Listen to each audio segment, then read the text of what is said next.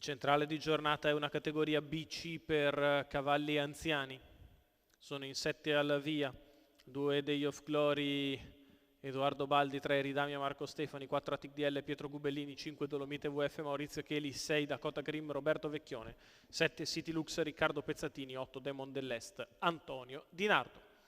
Start che accelera, si prepara al lancio. Sono partiti con Dakota Grimm che prova a scavalcare Eridamia, la quale prova a rimanere al comando. Il match preventivato, eccolo qua, all'imbocco della prima curva, rientra Eridamia, Dakota Grimm che sbaglia. E così Eridamia al comando nei confronti di Day of Glory che si è lanciato bene.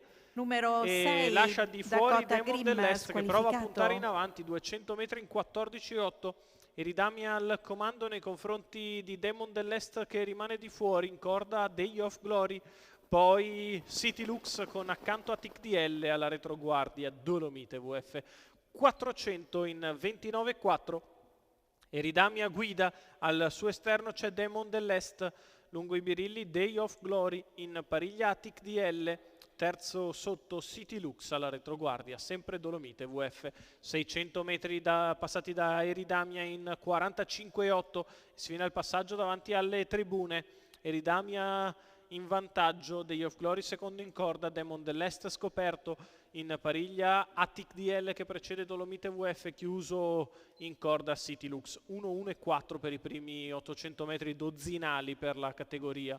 Eridamia ha portato sicuramente la tattica dalla sua parte e ora vediamo quanta benzina avrà ancora per respingere gli attacchi dei rivali. Sembra averne risparmiata tanta perché c'è 1.17.1 il primo chilometro.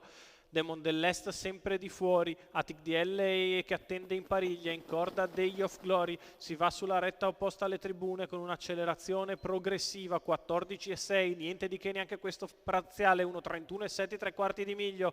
Eridamia in vantaggio, Marco Stefani a spalle indietro che prova a fare effetto fionda per lanciarsi in retta arrivo, Day of Glory che attende l'open stretch, poi Attic DL, la retta per Eridamia che è in vantaggio e scatta e stacca i rivali. Eridamia in vantaggio nei confronti di Day of Glory, Eridamia che vince come vuole nei confronti di Day of Glory, al terzo City Lux, 27,9 ad arrivare, eccola lì Eridamia, Marco Stefani per Mauro Baroncini, colori di Francesco Imbesi, 1.14,3 ragguaglio cronometrico, 13,5 ad arrivare.